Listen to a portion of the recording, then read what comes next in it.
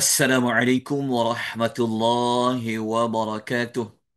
Alhamdulillah wassalatu wassalamu ala Rasulillah wa ala alihi wa sahbihi wa man walah amma ba'd.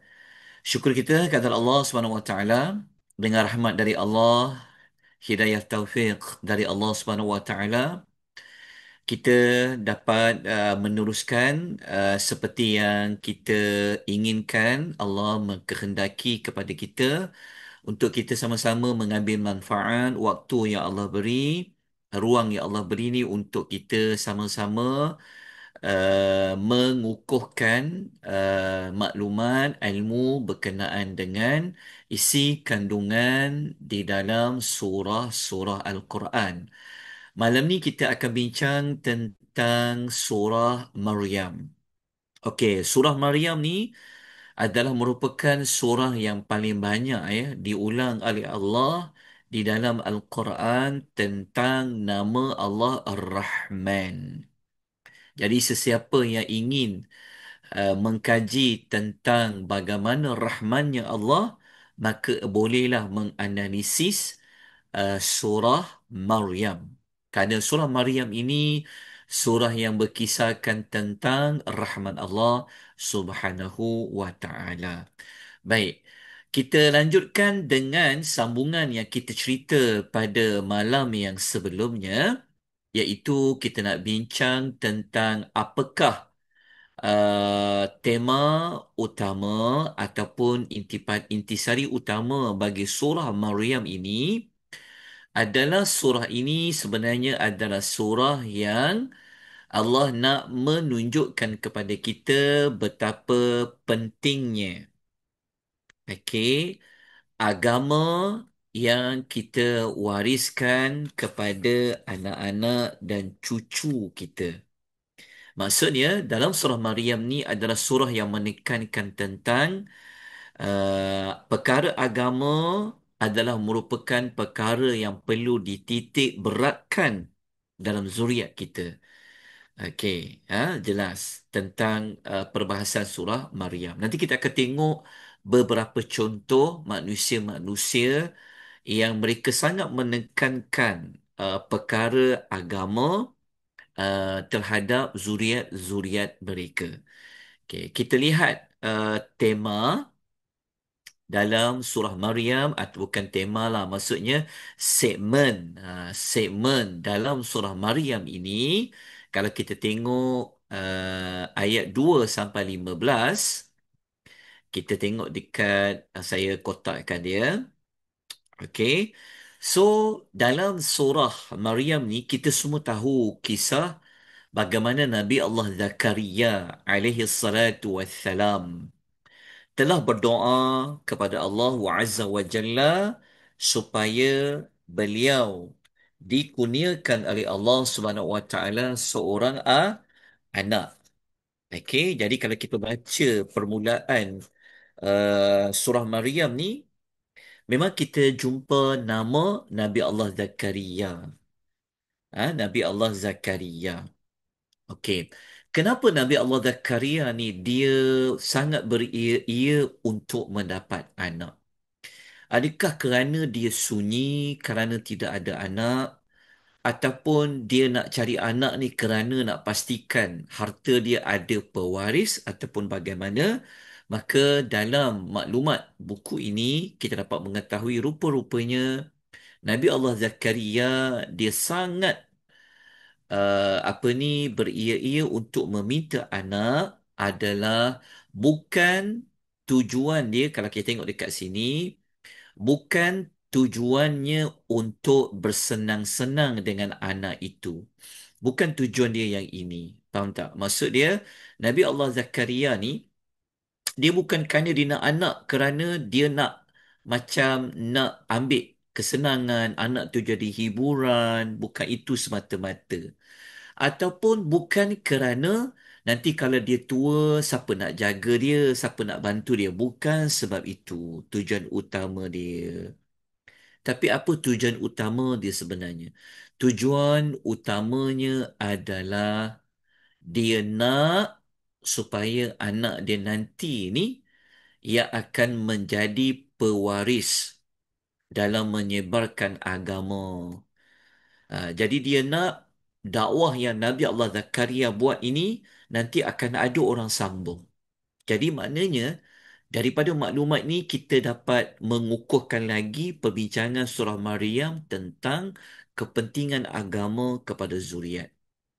Sebab tu apabila kita minta anak, kita minta cucu dan sebagainya, maka kita mesti minta di kalangan anak dan cucu kita ini mesti adalah orang yang akan menyambung apa ni dakwah agama, mesti anak-anak yang membawa menaikkan imej agama bagi orang, apa tolong agama Allah. Itu kita minta kepada Allah Azza wa Jalla.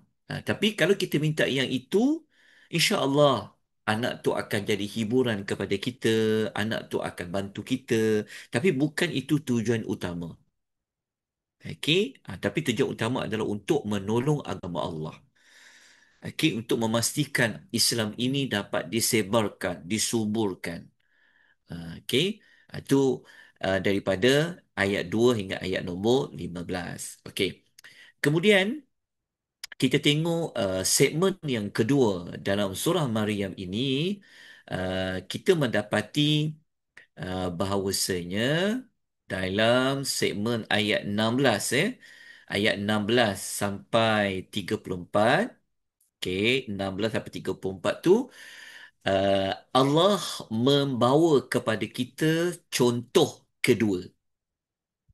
Contoh kedua, manusia yang memang dia nak anak ni adalah untuk menolong agama Allah, iaitu kisah siapa?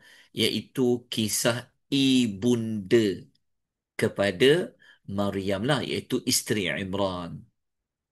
Isteri Imran ni maknanya mak kepada Maryam. Semua orang tahu bahawa ibu Maryam ataupun kita kata nenek kepada okey, ibu kepada Maryam alaihissalam telah bernazar kepada Allah, kalau dia dapat anak, anak itu nanti akan dimanfaatkan, digunakan untuk hidup dia adalah terhadap agama Allah. Tapi dia tak tahu anak yang dia akan nazarkan nanti lelaki ke perempuan. Rupa-rupanya anaknya perempuan. Walaupun anak dia perempuan, dia tetap tunaikan nazar. Maka Allah mengurniakan cucunya, iaitu Nabi Allah Isa lah yang akan menjadi Rasul. Tengok tuan-tuan, bagaimana Allah melahirkan zuriat yang kerjanya adalah untuk agama Allah Azza wa Jalla. Jadi itulah yang kita perlu minta kepada Allah. Okey? Kalau tak ada pada anak, mungkin pada cucu. Mungkin kita mungkin zaman anak kita tak sempat, betul tak? Mungkin zaman anak kita tak pernah terfikir pun. Kan? Mungkin zaman anak ni kita fikir tentang, oh, anak aku ni nak kena jadi begini-begini kan. Masing-masing bersaing dengan kejayaan anak-anak. Tapi lama-lama kita terfikir, belajar surah Maryam, belajar siapalah yang akan menyambung perjuangan agama ni kan. Moga kita doalah. Moga-moga cucu yang dilahirkan dari anak-anak itulah yang akan adalah, yang akan membuat kerja-kerja agama. Tapi bukan mesti dia mesti ustaz dan ustazah. Tidak. Tetapi pemikiran dia, kehidupan dia beri untuk agama. Okey, yang itu kita kena ambil pengajaran lah. Okey, kemudian kita lanjutkan dengan segmen yang ketiga. Okey, segmen yang ketiga iaitu ayat 41 sampai 50 ni. Kalau kita tengok dekat sini, ayat 41 sampai 50, okey, kita akan dapati Allah mendatangkan contoh lawan. Lawan kepada contoh satu dan dua tadi tu, siapa dia? Iaitu seorang ayah yang sepatutnya dia dapat anak, dia train anak dia, dia didik anak dia ni, betul tak? Untuk buat kerja agama, tolong agama Allah, sebarkan agama Allah. Kan? Siapa dia? Iaitu bapa Nabi Allah Ibrahim alaihi salatu wassalam. Faham kan? Dia pula pergi lawan anak dia. Sepatutnya kita dapat anak macam Nabi Ibrahim ni, ya Allah. Kan tak tahu kita nak kita harga yang paling apa ni, hadiah yang paling mahal Allah beri kepada kita semua kalau dapat anak-anak yang seperti Nabi Allah Ibrahim. Tapi bapa dia tak. Dia tak, bahkan dia menjadi musuh pula kepada anaknya Nabi Allah Ibrahim. Kan? Namun Allah Ta'ala ganti. Allah bagi pula kepada zuriat Nabi Allah Ibrahim pula yang akan menjadi Nabi-Nabi. Semua orang tahu Nabi Ibrahim adalah bapa bagi segala para Nabi. InsyaAllah nanti dekat surah yang ke-21, surah Al-Anbiya, surah ni surah apa? Juzuk yang ke-17 insyaAllah rasanya. Ni 16, 17 kot kita akan jumpa nanti. Kisah Nabi Ibrahim, Allah letakkan kisah dia dekat surah para Nabi Al-Anbiya. Okey, kita lanjutkan lagi. Okey, kita lihat pada perkara yang keempat. Okey, perkara yang keempat ni, segmen yang keempat adalah Allah ceritakan tentang, sekejap Okey, perkara yang keempat ni, Allah Subhanahu Wa Taala menyebut tentang apa? Tentang bukan satu, bukanlah spesifik seorang rasul, tapi Allah sebut ramainya rasul-rasul ni di sini. Allah sebut tentang para nabi dekat sini. Para nabi alaihi mussalatu wassalam. Jadi tuan-tuan kena bukalah ayat berapa, tolong tulis. Kat penulis dekat buku ni, penulis tu tak tulis terjemahan dia. Tuan-tuan tolong tulis. Terjemahan dia dekat mana tau? Dia punya ayat dekat mana? Tuan-tuan tulis ya, ayat 41. Tulis dekat nombor 4 ni, segmen nombor 4 ni, ayat 41 sampai ayat nombor 50. Maafkan saya, bukan. Ayat nombor 51, maafkan saya. 51. Okay, dekat perkara keempat ni, 51 sampai ayat nombor 57. 51 sampai 57, segmen untuk segmen ayat untuk perkara yang keempat ni. Kita akan dapati dekat situ ada cerita tentang Nabi Allah Musa. Kan, Nabi Allah Musa sendiri, kita tahu dalam dalam surah Maryam bukan cerita anak Nabi Musa, tetapi cerita adik-beradik dia. Sebab tu Nabi Allah Musa minta kepada Allah lantik adik-beradik dia menjadi seorang Nabi juga, iaitu Harun. Menjadi seorang Rasul. Kena tengoklah ayat 51 sampai 53 kisah Nabi Musa dekat situ. Jadi dia cerita tentang apa? Zuriat juga kan? Kaum kerabat. Okey. Kemudian kalau kita buka ayat 54 sampai 55, kita akan jumpa kisah Nabi Allah Ismail alaihi salatu wassalam dengan zuriat keturunannya.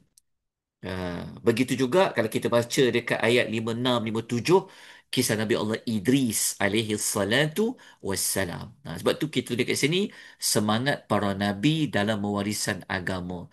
Lepas tu mereka ni tuan-tuan dan puan-puan, mereka tidak lupa tau. Mereka tidak lupa, mereka ni sentiasa berwasiat kepada orang di sekeliling mereka, cerita tentang apa? Cerita tentang perkara agama. Contoh, kalau tuan-tuan buka kisah Nabi Allah Ismail, kalau buka ayat nombor 54 tu, kita akan jumpa Nabi Allah Ismail ya. Muka surat 309. Nabi Allah Ismail disuruh keluarga dia apa? Selalu disuruh keluarga dia kerjakan salat, lepas tu tunaikan zakat. Selalu dipesan jaga hubungan dengan Allah, iaitu salat, jaga hubungan dengan manusia, iaitu tunaikan zakat.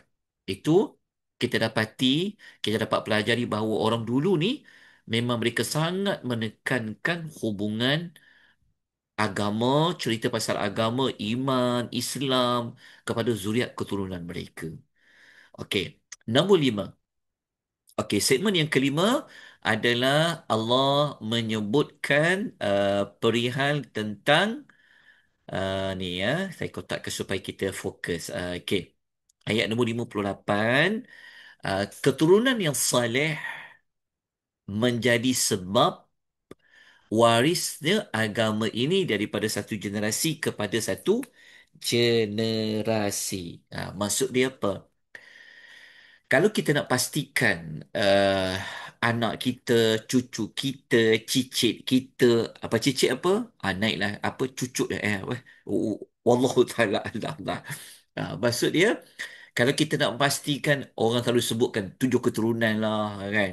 Kata tujuh keturunan dia dan sebagainya. So kalau kita nak pastikan keturunan kita ni adalah orang yang buat kerja agama, kan orang yang memperjuangkan Islam, kan perjuangkan sunnah Rasul. Okey, maka mesti keturunan itu keturunan yang saleh.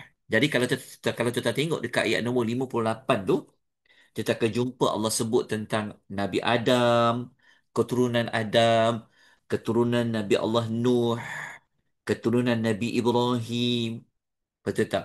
Keturunan Nabi Allah, Nabi Ibrahim dan keturunan Israel.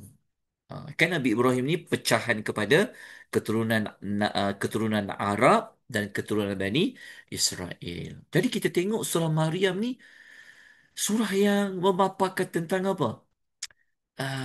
Tentang zuriat, ahli keluarga, kaum kerabat, tentang umat berkenaan dengan wasiat tentang agama, penekanan tentang apa ni agama lah. Okey, kita sambung yang keenam, segmen yang keenam. Okey ya, saya tak dapat ulas panjang sebab kita nak cover surah Taha malam ni. Okey, perkara yang keenam, Allah menyebutkan tentang okey, perkara keenam ni dia bawa isu lain tapi ada kaitan, iaitu isu tentang kesyirikan. Okey, iaitu apa? Ni syirik yang paling besar, iaitu menisbahkan Allah itu mempunyai anak. Sesiapa yang mengatakan Allah ini ada anak, dia telah melakukan kesyirikan yang sangat besar. Jadi tuan-tuan nak tengok isu ini, tolong tulis ya ayat 88. Boleh? 88 sampai 95. Boleh kat situ. Ayat 88 sampai 95, kita akan mendapati langit ni dia punya takut dengan tuduhan kata Allah ada anak ni, hampir langit itu menjadi pecah.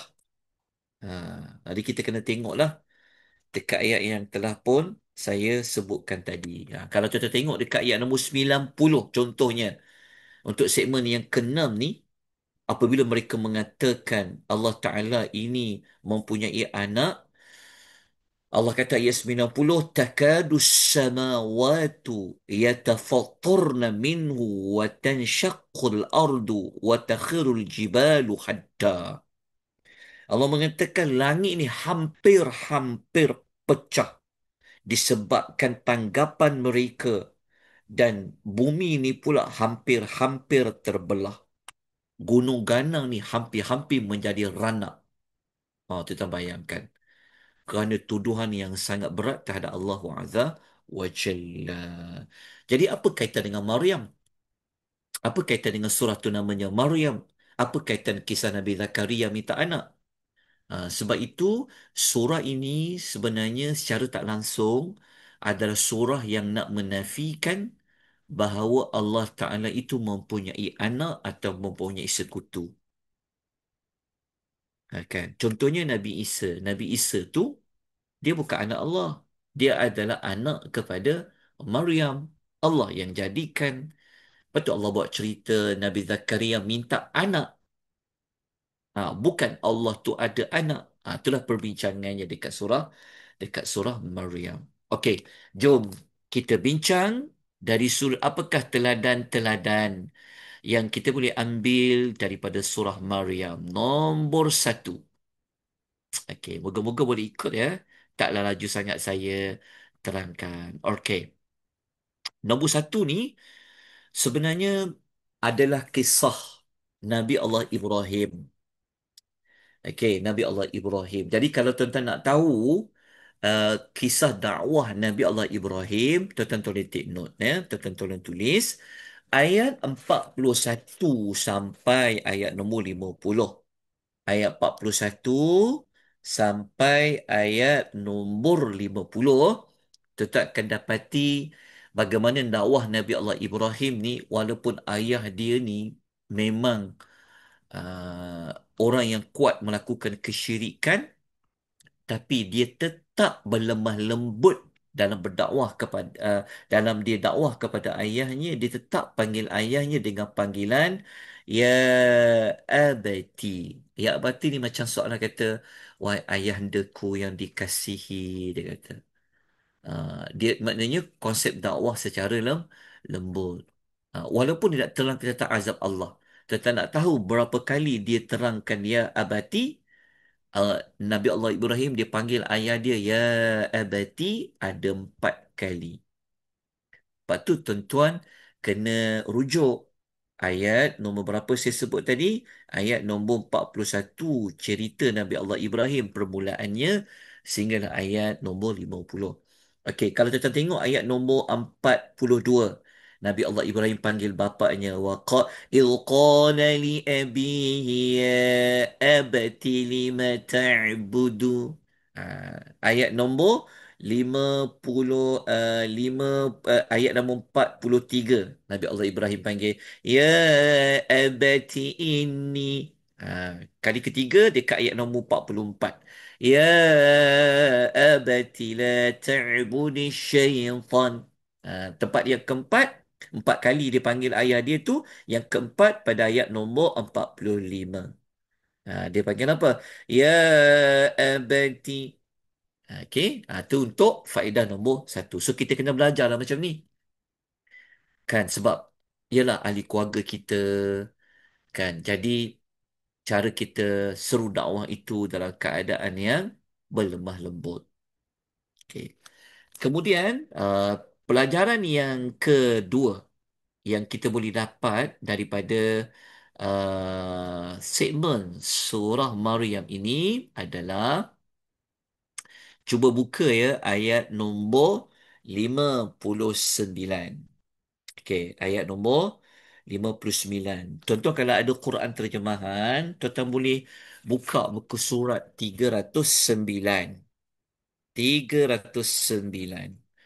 Jadi kalau tuan-tuan nak lebih berkesan pembelajaran ini, sama ada tuan-tuan baca dulu buku ini, tengok ayat yang dinyatakan, ataupun selepas mengikuti kelas ini, tengoklah ayat seperti yang telah kita nyatakan. Bacalah ayat tu bagi penuh daripada satu ayat kepada satu ayat supaya lebih berkesan. Jadi kita dapat faedah baca ayat Quran, baca terjemahan. Okey, jadi kita tengok ayat 69 tu, isi kandungannya adalah uh, sebab apa manusia ni dia dia mudah mengikut hawa nafsu. Antara faktor besar kerana dia lalai dari salatnya.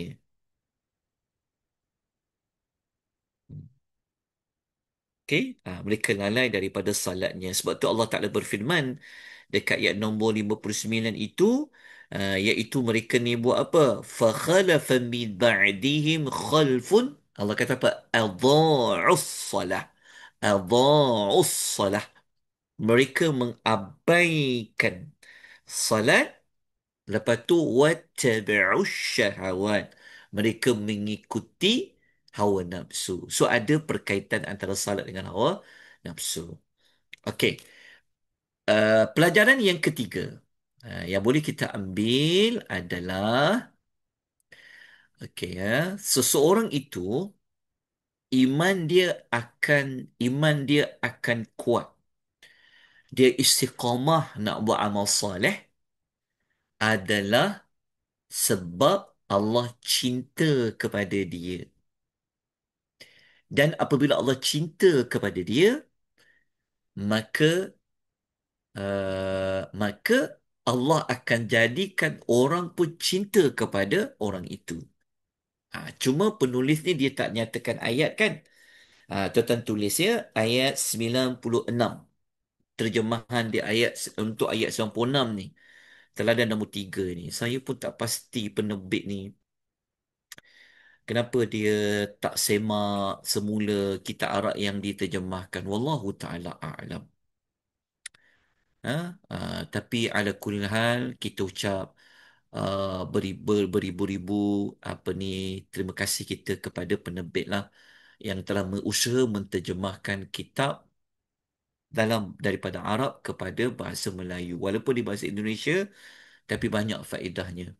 Cuma sayanglah orang kat Malaysia ni, saya pun tak tahu apa sebab dia. Ramai yang belajar Timur Tengah, belajar memang kuliah bahasa Arab. Tetapi terjemahan kitab-kitab Arab yang boleh dimanfaat orang Melayu ni tak banyak. Tapi Indonesia cepat je mereka menterjemahkan. Saya pun wallahu taala alam apa sebab dan musababnya. Okey, kalau kita baca ayat nombor 96 ni, maka kita akan dapati Allah Taala menyebut tentang apa? Tentang cintanya Allah. Maksudnya apa? Kalau nak dapat cinta Allah maka kita buat je. Kita iman, kita buat amal soleh. Maka Allah akan limpahkan rahmat kepada kita. Lepas tu Allah akan menjadikan hati manusia ni sayang kepada orang-orang yang beriman dan beramal soleh. Sebab tu buat kasih sayang ni kita tak dipaksa, kan? Tapi kalau dia beriman dan amal soleh, Allah akan buat orang itu disukai oleh manusia yang lain. Okey. Tapi bukan niat kita nak bagi orang suka kita. Tapi kita nak bagi Allah cinta kita. Kita buat kerana nak dapat cinta Allah. Jadi kalau Allah cinta kita, manusia pun akan jatuh cinta kepada orang-orang yang beriman. Okey, seterusnya perkara yang keempat. Okey, teladan yang keempat. Mari kita tengok apa teladan keempat ni. Okey, teladan keempat ni adalah firman Allah Subhanahu wa taala. Tengok kat sini. Okey, jap jap jap. Okey. Okey. Okey, teladan yang keempat ni perbincangan dia dekat surah Maryam. Okey, ayat nombor 71. Kita tengok ayat 71 ni. Sebenarnya ayat 71 ni perbahasan ni dekat sini. Dekat kalimah ni. Wariduha. Kalimah dekat wariduha iaitu mendatangi. Mendatangi neraka. Ayat ni kalau kita baca, Allah Taala berfirman, A'udzu billahi minasyaitonir rajim wa in minkum illa wariduha. Dan tidak ada seorang pun daripada kamu melainkan mendatanginya neraka. Cuma apa maksud wariduha ni? Mendatangi neraka ni maksud dia apa? Okey, itu yang dibincangkan dekat pelajaran yang keempat ni. Okey, sebenarnya penulis ni dia nak kata sebenarnya para ulama mereka berbeza pendapat, berselisih pandang. Pendapat pertama, kejap kita tengok dulu. Pendapat pertama mengatakan wariduha itu maksudnya adalah apa? Dia kata wariduha itu maksudnya adalah memasuki.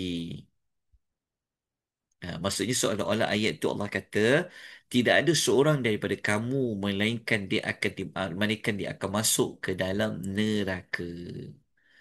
Tetapi Allah kecualikan kepada orang yang beriman. Dia tak masuklah dalam api neraka tu. Okey, itu maksud pertama.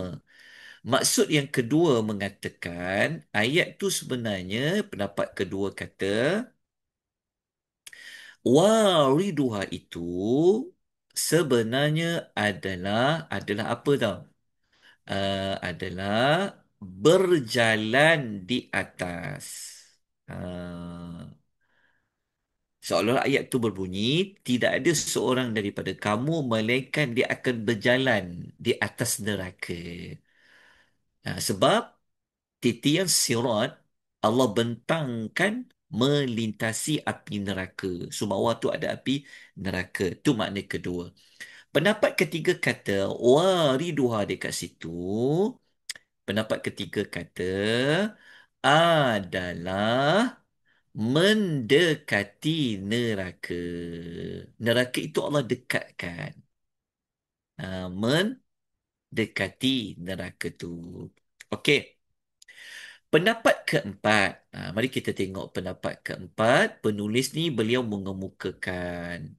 Dia kata, pendapat keempat kata, wariduha itu maksudnya adalah apa? Alright. Maksud dia adalah ayat tu sebenarnya merujuk kepada semua orang kafir masuk ke dalamnya. Tapi orang beriman ini apa maksud wariduha itu? Mereka hanya merasa kepanasan api neraka seperti mereka merasa Allah datangkan seperti ditimpa sakit demam. Sakit demam ni mana je demam panas. Sebab itu demam ni sebenarnya dia adalah tempias dari api neraka. Oh, tapi demam pun dah rasa panas. Macam mana kalau orang masuk ke dalam api neraka? Jadi, untuk perkara yang keempat ni, pelajaran keempat ni lebih kepada nak menjelaskan perbezaan pendapat apa maksud wariduha. Okey, kita lanjutkan dengan perkara yang kelima. Okey, perkara yang kelima ni disebutkan tentang doa ini adalah merupakan satu perkara ibadah. Maknanya Allah suka orang berdoa ni. Allah suka orang yang meminta kepada dia. Okey. Diambillah satu contoh Nabi Ibrahim berdoa. Jadi kita tengok doa Nabi Allah Ibrahim dekat ayat nombor 48. Dia berdoa, A'udzubillahi minasyaitonirrajim wa a'tazilukum wa ma tad'un min dunillah wad'u rabbi asa alla akuna bidu'ai rabbi syaqiyya. Okey, ayat nombor 48. Jadi siapa yang ada Quran terjemahan, dia boleh buka terjemahan ayat nombor 48 itu, yang mana uh, Nabi Allah Ibrahim setelah dia minta Allah menyelamatkan kaum dia, doakan keselamatan, lepas tu Nabi Ibrahim pun dia kata, dan aku akan menjauhkan diri, maknanya membawa diri aku meninggalkan kamu semua.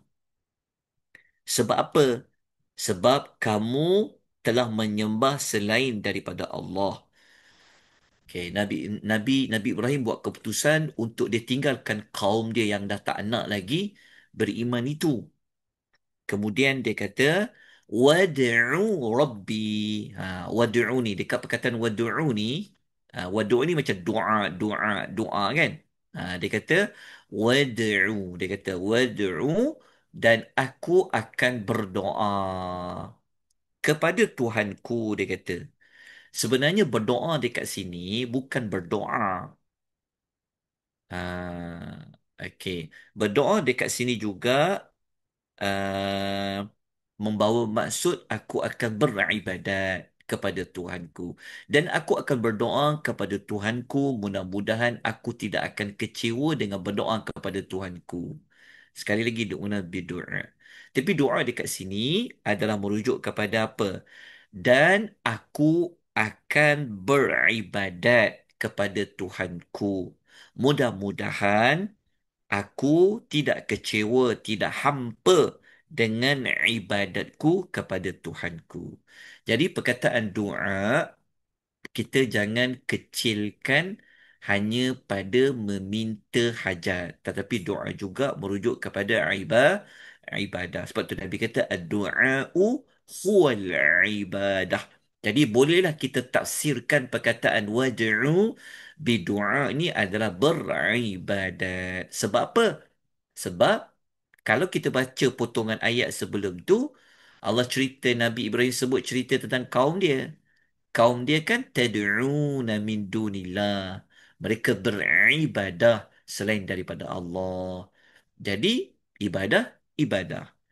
Ha, salah satu maksud ibadah meminta pertolongan lah.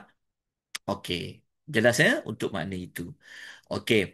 Kemudian Allah Ta'ala pun menjawab apabila Nabi Allah Ibrahim dia mengisytiharkan apa pendirian dia, apa yang dia akan buat, maka Allah mengkabulkan permintaannya dengan Allah pun berfirman.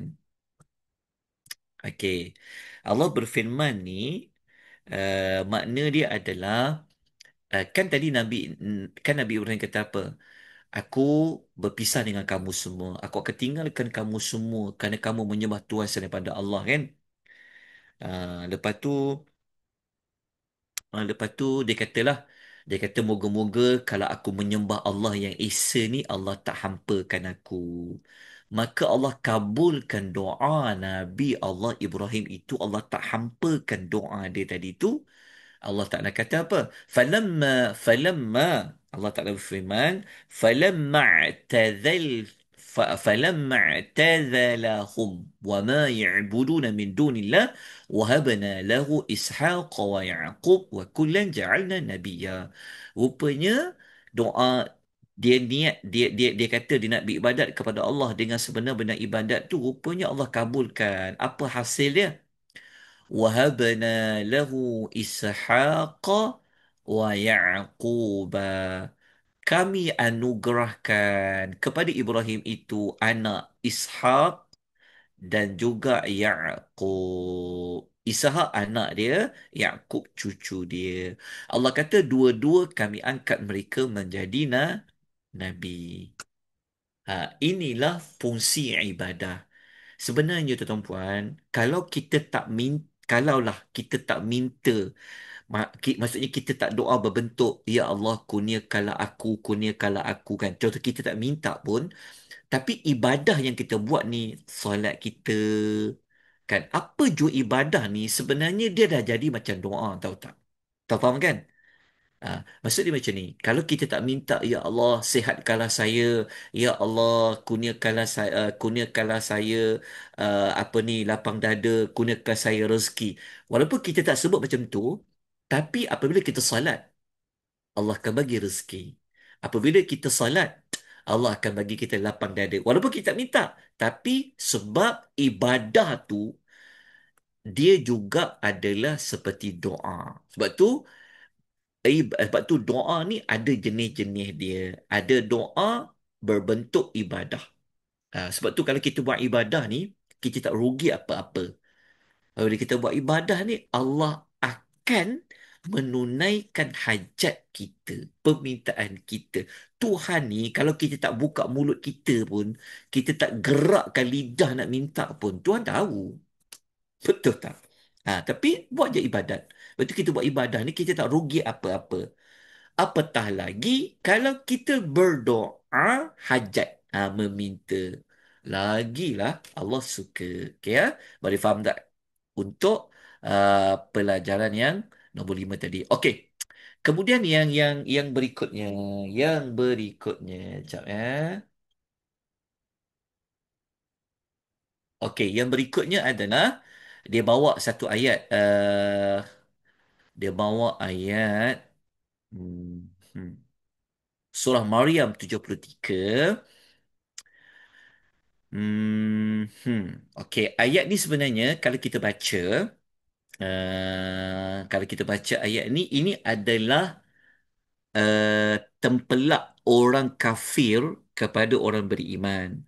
Orang kafir ni, mereka memperlekehkan orang beriman dengan dia membuat kayu ukur bahawa apa yang mereka dapat dekat dunia itu menandakan mereka ini lebih bagus daripada orang beriman. Orang beriman ni usahalah nak bacakan ayat Quran kepada orang-orang yang kafir. Jadi orang-orang kafir ni pun kata, manakah di antara kedua golongan? Kami yang kafir dengan orang beriman yang menyeru kami tadi, siapa lebih baik tempat tinggal dia? Siapa lebih indah tempat pertemuannya? Tempat pertemuan tu maksudnya adalah tempat-tempat mereka bertemu. Maksudnya orang-orang kaya ni kan, dia ada tempat yang eksklusif lah. Macam orang miskin ni mungkin tak boleh masuk. Contoh. So, orang dulu ni macam tu. Jadi, mereka ni kan ada geng-geng. Ni geng-geng kaya-kaya semua ni. Ni orang miskin tak boleh masuk tempat ni. Jadi, mereka berbangga dengan habuan dunia. Tapi sebenarnya, itulah hujah yang selalu mereka gunakan. Nampak tak? Mereka tak ada alasan lain. Kan, alasan mereka adalah mereka gunakan apa yang mereka dapat dekat dunia tu untuk membuktikan bahawa mereka ni betul Tuhan sayang dekat mereka. Sebenarnya tak. Itu semua adalah istidraj dari Allah Azza wa Jalla. Lepas tu dekat situ dia sebut dekat ujung tu, sebenarnya akhirat itu lebih baik dan kekal jikalau mereka mengetahui. Jadi kita ni Alhamdulillah, Allah kurniakan kita nikmat Islam, nikmat iman. Betul tak? Walaupun dunia kita tidaklah seberapa, tapi bukan bermaksud kita tak usaha. Okey, kita boleh gunakan kehebatan duniawi ini untuk ajak orang kepada Islam, kan? Tapi yang paling utama adalah nikmat Islam itu. Nikmat mentauhidkan Allah, nikmat kenal Allah. Okey. Maka maka apa? Maka tamatlah surah Maryam. Alright. Kita nak lajukan lagi. Okey, ada soalan tak setakat ni? Ya, Cik Din tanya, memuji Allah juga cover doa. Ya. Kalau kita puji Allah, dia juga adalah bentuk doa. Kan? Dia juga adalah bentuk doa. Dia macam antara puji Allah kan? Dia bentuk macam contoh lepas semayang kita kata Allahumma antas salam wa minkas salam tabarakta ya zal jalali wal ikram. Kita tak doa bentuk permintaan, kita doa kita puji Tuhan. Allahumma antas salam, ya Allah engkaulah sumber bagi keselamatan, dari engkaulah dapatnya keselamatan, kan? Sebenarnya walaupun kita zikir, contoh kita zikir subhanallah, subhanallah, subhanallah, sebenarnya zikir kita tu sebenarnya adalah doa. Itu dipanggil doa berbentuk pujian. Okey. Ada soalan lain sebelum kita nak masuk surah surah Taha ni? Kita ada lagi lebih kurang dalam 14 minit untuk kita lanjutkan. Okey. Surah Taha eh. Okey. Kita teruskan tuan-tuan dan puan rahimani wa rahimakumullah. Okey. Kita nak habiskan juzuk 16 pada malam ni, iaitu kita kena habiskan surah Taha. Moga-moga taklah terlaju sangat saya menerangkan ya. Kalau laju ti tolong bagi tahu. Okey, surah Taha, surah yang Allah turunkan sebelum hijrah, surah Makkiyah, ayatnya 135. Okey, sambil-sambil sebut tu tengok betul tak terjemahan ni. Kan? Sebab kita dah jumpa ada terjemahan yang salah ayat. Alright, kita lanjutkan ya. Okey. Jelas ke suara saya? Laju sangat ke saya terangkan? Perlu saya Jelas, lambatkan lagi Ustaz. ke guana Ustaz. ni? Guana ni. Okey. God, okay. Jelas sekarang okey je. Okey, Ustaz. Okey. Alhamdulillah. Ustaz, okay. Nampak tidur cukup lah, no? Okey. InsyaAllah tak ada. Dah, tegak nak kopi. Okey. Jom kita lanjutkan. Okey, surah Taha ni, surah Taha ni nama yang masyhur, nama yang diberikan oleh baginda Nabi, memanglah namanya Taha lah. Sebab ayat pertama kan bunyinya Taha. Okey. Surah Taha ni nama yang diberi oleh Nabi sallallahu alaihi wasallam lah. Tapi para ulama setelah meneliti ayat-ayat dalam surah Taha, banyak cerita pasal Nabi Musa, maka para ulama mengatakan surah ni juga kita boleh namakan dia dengan surah Musa. Ha. Kenapa? Kenapa surah itu dinamakan dengan surah Taha? Kenapa? Kerana ada huruf huruf abjad, huruf-huruf muqatta'ah yang terputus, huruf ta dengan huruf ha. Okey? Tapi kita tak tahu makna dia sebenar. Walaupun ada pendapat kata Taha tu adalah nama Rasul sallallahu alaihi wasallam, iaitu kita tak tahu, tak ada tak ada dalil yang boleh menyokong dia. Macam orang kata Yasin tu pun nama Nabi, Taha nama Nabi, itu yang munculnya nasyid kan. Ala Taha Rasulillah. Kan. Ya, sebenarnya tak ada dalil yang menyokong bahawa nama Nabi itu juga disebut Taha. Kita serahkanlah makna Taha tu kepada Allah. Yang pasti Ta tu huruf Ta, Ha tu adalah huruf Ha. Okey. Dan dalam buku ni dia kata menunjukkan kelemahan tu sebenarnya penulis ni dia nak kata dari sudut hikmah kenapa didatangkan huruf abjad itu adalah untuk mencabar orang Arab supaya buatlah satu surah macam Al-Quran. Gunakan huruf Ta, gunakan huruf Ha dan huruf-huruf yang lain lah. Itulah sebab namanya Taha. Okey. Kemudian kenapa surah tu namanya Musa? Kenapa surah tu namanya Musa? Kerana surah ini surah yang paling banyak menyebut kisah. Bukan menyebut nama tapi dia adalah merujuk kepada surah yang banyak menceritakan kisah Nabi Musa. Bukan sebut nama. Bukan perkataan Musa, Musa, Musa, Musa, Musa tu. Tapi cerita ayat yang paling panjang dalam Quran, cerita pasal Nabi Musa, surah Taha. Okey. Cuma penulis ni dia tak tulis ayat berapa ke berapa kan. Okey. Mari saya bantu. Tengok nota ni. Tengok nota ini dan sila. Sila catat. Okey. Nampak tak slide PowerPoint ni? Nampak Ustaz. Alright. Jadi, kalau nak tahu ayat berapa ke berapa kisah Nabi Musa, 9 sampai 98. Bayangkan dari ayat 9 sampai 98. Sedangkan surah Taha ni ada 135 ayat. Ha, lebih daripada separuh surah Taha ni cerita pasal Nabi Musa. Tapi bukan Nabi Musa sajalah. Nabi Musa, dia dengan Fir'aun dan Bani Israel. Okey, dah catat dah. Okey. Lihat macam mana penceritaan kisah Nabi Musa tu. Tengok di sini. Tengok ya. Okey. Tengok di sini. Macam mana? Okey, tengok dia punya susunan dia. Okey. Bermula dari ayat nombor 9 sampai ayat nombor berapa tadi? 98 kan? Betul tak? Okey. Jadi kena tengok bagaimana Allah bawa kisah Musa dalam surah ini.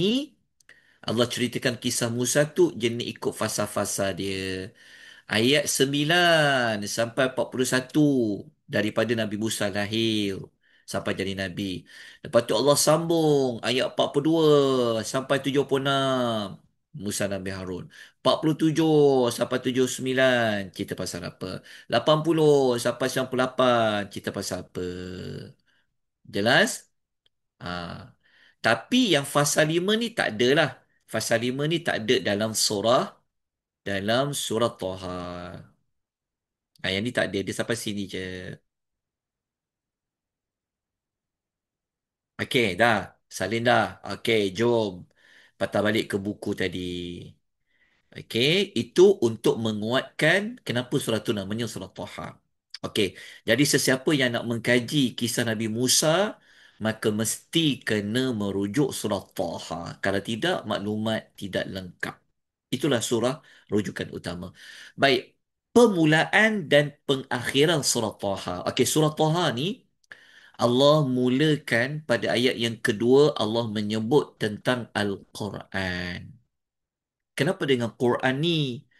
Quran ni bukanlah Allah turunkan Quran adalah untuk menyusahkan. Tetapi kita tengok sini okey. Sekejap ya. Al-Quran ni bukan untuk menyusahkan manusia, tapi Quran ni sebenarnya membawa kebahagiaan. Lepas tu ayat tu berbunyi, "Ma anzalna 'alal Qur'ana litashqa." Kami tidak turunkan Al-Quran ini kepada engkau wahai Muhammad supaya kau menjadi susah. Tak. Okey. Itu pembuka dia. Lepas tu kalau kita pergi dekat penutup surah Toha, Allah cerita tentang Quran juga. Tapi pasal apa dengan Quran ni? Allah cerita tentang orang yang berpaling. Orang yang tak nak ikut Al-Quran. Jadi kalau dia tak nak ikut Quran, dia dia akan apa? Dia akan menemui kesusahan dan dia akan mendapat kebinasaan. Sebab dekat ayat pertama tadi dia cakap dah, bukan untuk menyusahkan, bukan, tetapi adalah untuk kebahagiaan. Tengok ayat dia. Ayat berapa? Dia bawa dekat sini ayat nombor 1, 2, 4. وَمَنْ أَعْرَضَ عَنْ ذِكْرِي فَإِنَّ لَهُ مَعِيشَةً ضَنْكًا وَنَحْشُرُهُ يَوْمَ الْقِيَامَةِ أَعْمَى. Siapa yang berpaling dari peringatanku, iaitu Al-Quran, maka sesungguhnya baginya kehidupan yang sempit. Dia akan sempit. Jadi di akhirat pula dapat pula kesengsaraan. Allah bangkit pula dalam keadaan dia buta. Okey. Jadi apakah hikmah di sebalik pembuka pasal Quran, penutup tentang Quran? Hikmahnya adalah untuk apa? Adalah untuk menekankan pentingnya Al-Quran. Betapa mulianya Quran ini. Siapa yang berpegang dengan Quran, amalkan ayat Quran, perintah Al-Quran, ambil peringatan Al-Quran, ikut nasihat Al-Quran, ia sebenarnya adalah sebuah kemenangan dan kejayaan. Okey, selesai lah. Alright. Mari kita bincang. Apa sebenarnya objektif surah Taha ini? Jadi, surah Taha ni objektif dia adalah tengok dekat sini mengatakan Islam ni adalah agama yang membawa kebahagiaan. Islam bukanlah agama yang membawa kepada kesulitan. Kesulitan. Faham tak? Ah, Okey.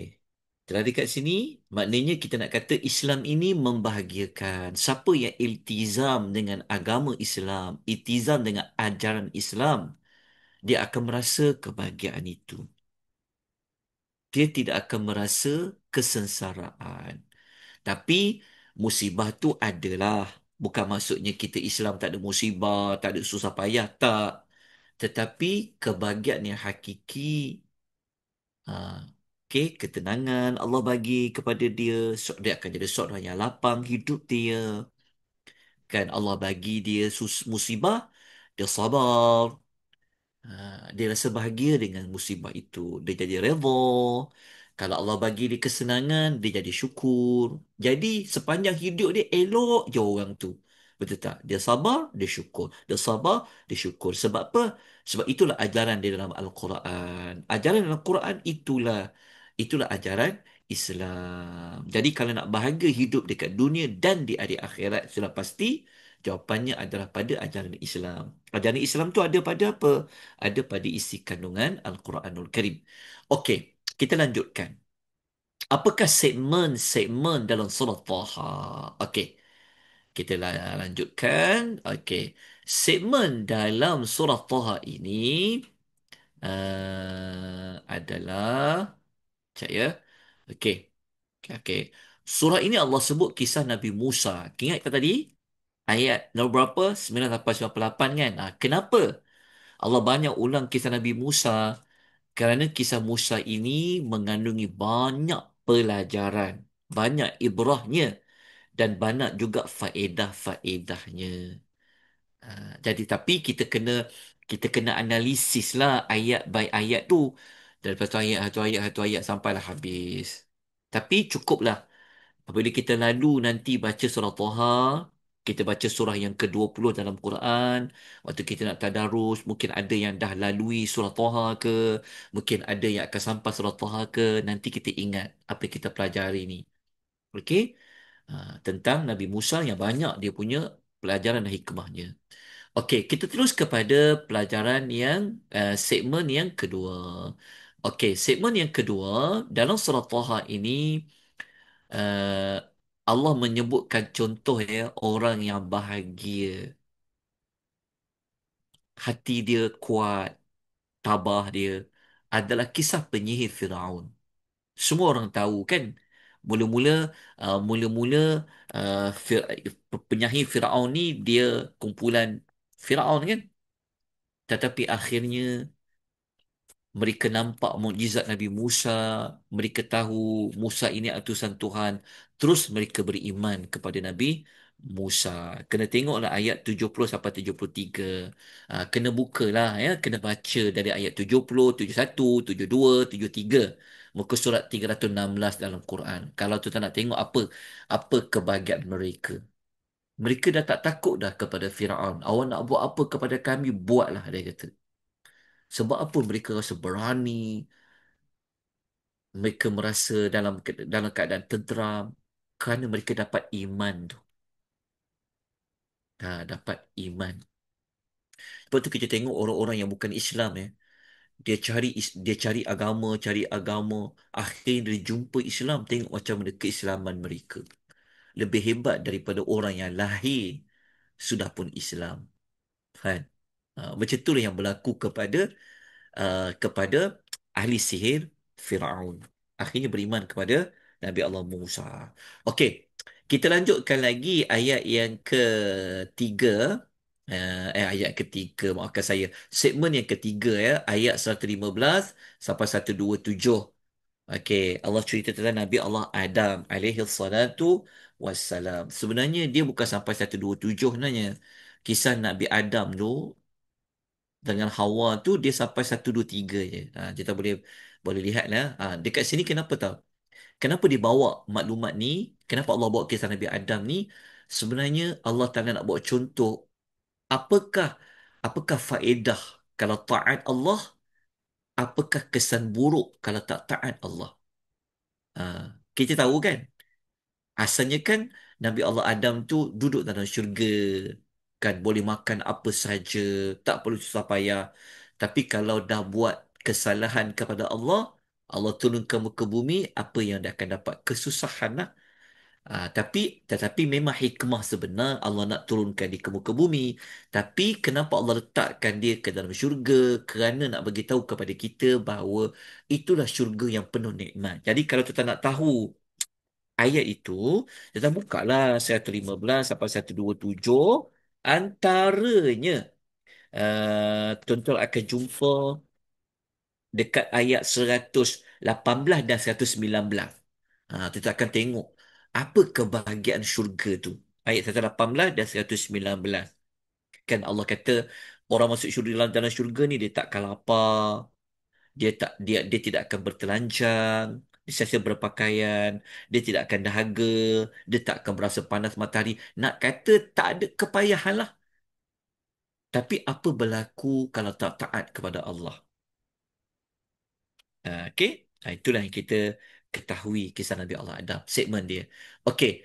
Segmen yang keempat, dalam surah Taha ini Allah ada cerita tentang apa? Okey, ayat 130, cerita yang segmen yang terakhir disebutkan apa? Sebab terpenting seorang itu, okey, sebab terpenting, maksudnya kalau nak tahu macam mana nak bagi kita ni sentiasa redha dengan Allah.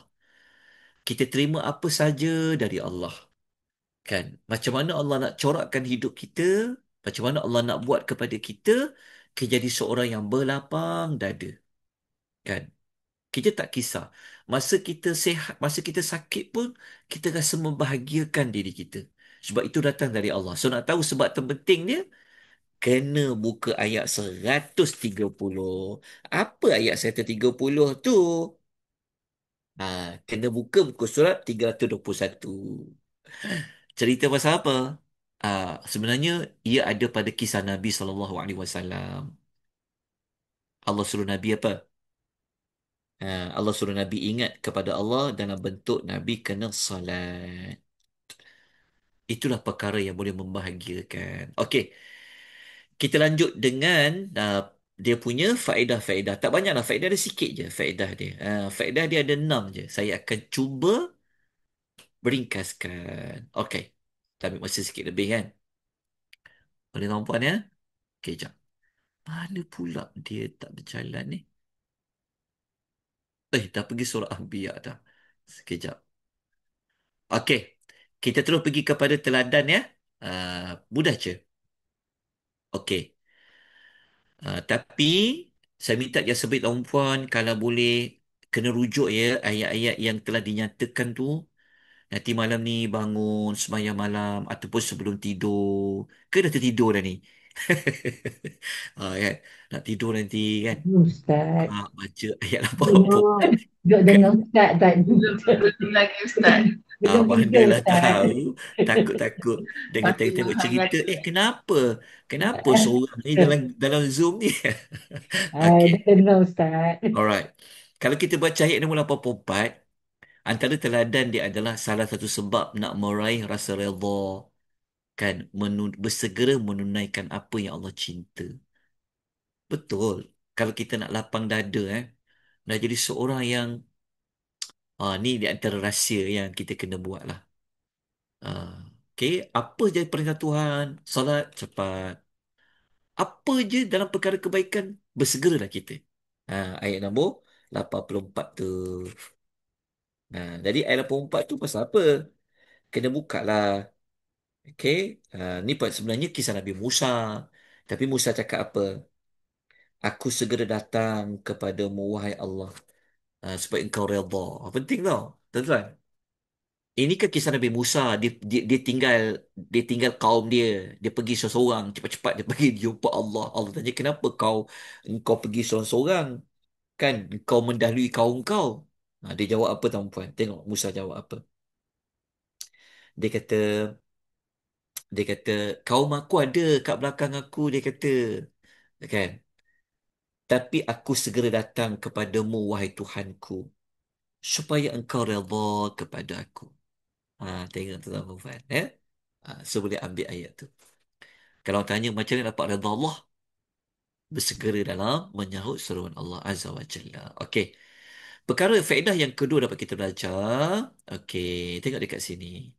Okey, orang yang buat maksiat kepada Rasulullah sallallahu alaihi wasallam. Okey, cuma kita betulkan sikit ni, Rasul dekat sini bukanlah merujuk kepada Nabi sallallahu alaihi wasallam.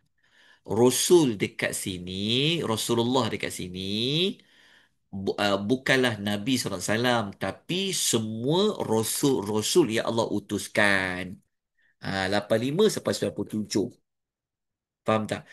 Nabi Allah Nuh Rasul tak? Rasul. Dia pun Rasul Allah. Baik kita sebut Rasulullah, pesuruh Allah, utusan Allah. Tapi bukanlah hanya merujuk kepada Nabi sallallahu alaihi wasallam, sebab ayat 85 97 ni kisah siapa ni? Ingat tadi dalam segmen kisah Nabi Musa. Kan kisah Nabi Musa 90 ayat 9 sampai 98. Ini cerita tentang Samiri tu. Yang dia buat anak patung tu kan. Tu kena tengok lah. Ayat 85 sampai. Rasulullah kat situ adalah Nabi Musa lah. Pesuruh Allah. Bukan merujuk kepada Nabi sallallahu alaihi wasallam. Okey, nombor tiga. Nombor tiga, antara faedah dapat kita belajar, orang yang mendirikan salat. Sekejap ya. Okey. Orang yang salat adalah salah satu sebab mudah rezeki dia, hidup bagi dunia di akhirat. Baca ayat 130 dan ayat 132. Ibu-ibu ayah-ayah boleh buka ya muka surat 321 ayat 130 dan ayat 132. Kalau baca ayat 132 tu memang Allah sebut pasal rezeki. Orang yang salat, orang yang sabar, mereka salat, Allah akan beri kepadanya rezeki. Okey. Jadi kalau nak cari salah satu kunci rezeki, kan, kalau macam rezeki kita ni banyak yang sangkut, tengok rezeki anak-anak kita, betul tak? Tengok anak kita ni kerja tak dapat-dapat, kan, minta ni tak dapat, ni tolak apa semua, kan. Ha, kita boleh kata pada dia, nak mak belajar, mak ngaji. Dekat ayat 132 ni Allah sebut tentang salat. Kau sungguh-sungguh salat. Mak tengok engkau ni salat pun hujung-hujung waktu, dia kata dia. Betul tak? Kan? Sampai mak gerak kau subuh. Kalau mak tak gerak kau subuh, tak bangun kau. Macam mana kau nak Allah mudahkan rezeki kau? Sebab saya ingat mak saya selalu pesan macam tu. Ha, Selalu dia kata, bangun salat, dia kata. Okay? Ni tuan-tuan kata. Sebab sebenarnya betul ayat 132 tu. Okay nah? Okay dah. Tapi bukan bangun solat pun tu tak cari kerja. Kena kerja lah. Tapi salah satu untuk menaruh rezeki ada pada solat. Solat sungguh-sungguh. Bukan solat macam patuk ayam. Dah solat ada. Cepat benar solatnya. Solat betul-betul. Itu Allah janji tu. Ayat 32. Okey. Perkara keempat. Perkara keempat adalah cerita pasal apa ni? Cerita tentang Ini cerita tentang apa tau? Fungsi solat. Okey. Fungsi solat. Tapi nombor 4 ni macam kejap. Dan nak habis dah ni. Okey. Uh, Ayat Quran ni dia terjemah lain. Sekejap. Allahumma salli wa sallim ala Nabi Muhammad. Sudah saya mak dah tadi ni. Kenapa ni? Sekejap. Sekejap ya. Sikit lagi. Saya pun nak kena siapkan nota ni. Kejap. Nombor 14. Okey. Nah, macam ni. Ini hadis ya. Ibu-ibu, ayah-ayah, tolong ya. Tolong. Ini hadis sebenarnya ya. Barang siapa yang tertidur dari solat ataupun dia lupa mengerjakannya, maka hendaklah dia menunaikan ketika dia mengingatkannya. Ni. Ni hadis sebenarnya. Okey, ni hadis. Hadis. Ni hadis Nabi ya. Kenapa kenapa Allah suruh dia salat kalau dia lupa ataupun dia tertidur? Kerana salat itu sendiri fungsinya untuk apa? Lidzikri. Wa aqimis salata lidzikri. Wa aqimis salata lidzikri. Salat itu sendiri fungsinya untuk mengingati Allah. Maknanya, kalau nak ingat Allah, yang paling terbesar, cara paling utama adalah salat. Alright. Nombor 5. Okay, nombor 5. Nombor 5, ada seorang Arab Badui. Dia pernah tanya dekat kawan-kawan dia. Aisyah dengar masa tu. Kawan dia tanya, siapa saudara yang paling bermanfaat bagi saudaranya dekat dunia? Maksud dia, siapa di kalangan adik-beradik ni yang dia sangat bermanfaat kepada adik-beradik yang lain? Mereka pun berkata, kami tak tahu. Lalu ada seorang berkata, demi Allah, aku tahu. Dia adalah Musa. Kenapa? Kerana Musa tu dia minta kepada Allah supaya Allah jadikan adik-beradik dia juga sebagai seorang nabi. Betul tak? Iyalah. Doa pada Allah minta apa? Bukan sekadar minta jadikanlah adik aku ni kaya, adik aku ni cerdik, adik aku bahagia. Tak. Tapi dia doakan saudara dia, adik-beradik dia jadi macam dia, jadi macam seorang Rasul. Itulah saudara yang bermanfaat kepada saudara yang lain. Aisyah dengar jawapan tu, dia kata apa? Demi Allah, orang tersebut telah berkata benar. Hadis riwayat Ibnu Abi Hatim. Okey. Kita last sekali, terakhir sekali untuk malam ini. Qatadah ni seorang tabi'in ya, ibu-ibu ayah-ayah. Qatadah ni seorang tabi'in. Okey, dia pernah berkata ketika dia baca ayat ni, wa alqaitu 'alaika mahabbatan minni, dan aku telah melimpahkan kepadamu kasih sayang yang datang dariku. Dia terjemahkan ayat ni iaitu kemanisan yang ada di kedua mata Musa, maka tidak ada seorang pun melihat mereka akan suka. Okey, maksudnya macam ni tuan-tuan. Nabi Allah Musa ni, sebab tu kita dapati kan, kenapa Firaun kenapa isteri Firaun, Firaun tu dia tak jadi untuk membunuh Musa. Uh, Kenapa? Antara sebabnya adalah siapa yang nampak Musa ni, orang akan suka. Kenapa? Kerana Allah lah yang telah mencampakkan perasaan suka dan kasih itu. Allah limpahkan perasaan itu kepada Musa. Jadi kalau orang tengok Musa, dia akan suka kepada Nabi Allah Musa alaihi salatu wassalam. Okey? Jadi tentang perempuan mudah je. Kalau nak bagi orang cinta pada kita, orang suka kepada kita, kita serahkan kepada Allah. Biar Allah yang menggerakkan hati-hati manusia.